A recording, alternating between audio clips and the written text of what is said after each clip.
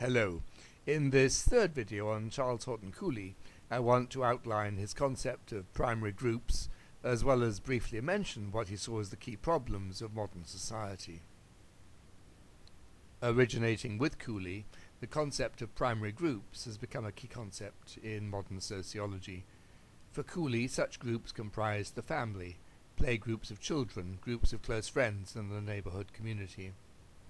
In contrast to larger secondary groups, primary groups were small, immediate, unspecialized, intimate, relatively permanent, and largely involuntary groups of people. They consisted of a relatively small number of people who knew each other fairly well and were characterized by direct face-to-face relationships. Those who belonged to them were totally involved. Group membership was not some part-time job. A mother was always a mother. A friend was assumed always to be a friend. Relationships between group members were intense, demanding, and intimate. At least until the emergence of the modern industrial era, group membership was normally only terminated by death. And for the young child, membership was not chosen. The child was born into a particular family, a neighborhood community, and his or her immediate peers were a given part of that social matrix. The secondary groups, which the individual might later join, on the other hand, were larger associations of people that were relatively impersonal, formally organized, fulfilling particular purposes, and so not involving the whole person or requiring total commitment. Lacking the intensity and immediacy of the primary groups, they seemed less genuine and meaningful. They were also normally joined voluntarily by the member. Social interactions within such associations were often fleeting, and unlike those in the primary groups, left little trace on the personality. For Cooley, one feature of special importance was that children's earliest experiences took place within primary groups. The primary group was the matrix in which the young child developed a sense of self and became properly human. This reality underlay the child's acquisition of the looking-glass self and his or her development of a human nature, as discussed in the previous video. The experience of growing up in a primary group would be full and intense. It could also be ambivalent, either a fulfilling experience of loving security or a frustrating or even tortured experience of inescapable tyranny. Cooley believed that this all-enveloping nature of the childhood experience was not only what formed the sense of self, but also embodied the growing child's sense of what it was to be human. He or she came to understand the roles played by the immediate others who surrounded them, the regular patterns of behavior they exhibited, and the values that motivated them. The relationships and behaviors of the primary group had a profound impact, for they were what thereafter seemed natural and normal. For good or for bad, the social bonds, values, loyalties, duties, and qualities of character expressed in these groups were what came to be seen as human nature. For Cooley, it was noteworthy that despite cultural differences, human beings throughout the world commonly shared such notions as love, freedom, morality, and justice. These were not abstract concepts, but the expression of sentiments rooted in the childhood experience of a congenial family life.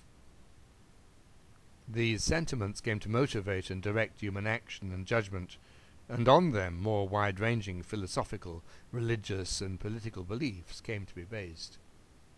The sentiments themselves were formed in a process of sympathetic and imaginative interaction with others. Many were socialized transformations of instinctual emotions. Lust became love, rage became resentment, terror became fear of disgrace and ridicule, and so on. Let me now turn to Cooley's discussion of the contrast between the modern age and the traditional social world, a common theme in the writings of many of the social thinkers of his day. For Cooley, as for many others, the modern age was distinctive in being subject to the rapid social change attendant upon the transformation of simple traditional communities into a complex industrial society. The factors in this process that seemed most salient to him were the growing predominance of large secondary groups over primary ones, and the changing nature and effects of communication. For Cooley, we now faced an increasing prevalence of large organizations over primary groups in people's lives. This was potentially damaging. Society became part of the individual self, to the extent that primary groups gave him or her a sense of trusting concern. A society in which primary groups were marginalized would lack a basic part of the socialization process that was so vital.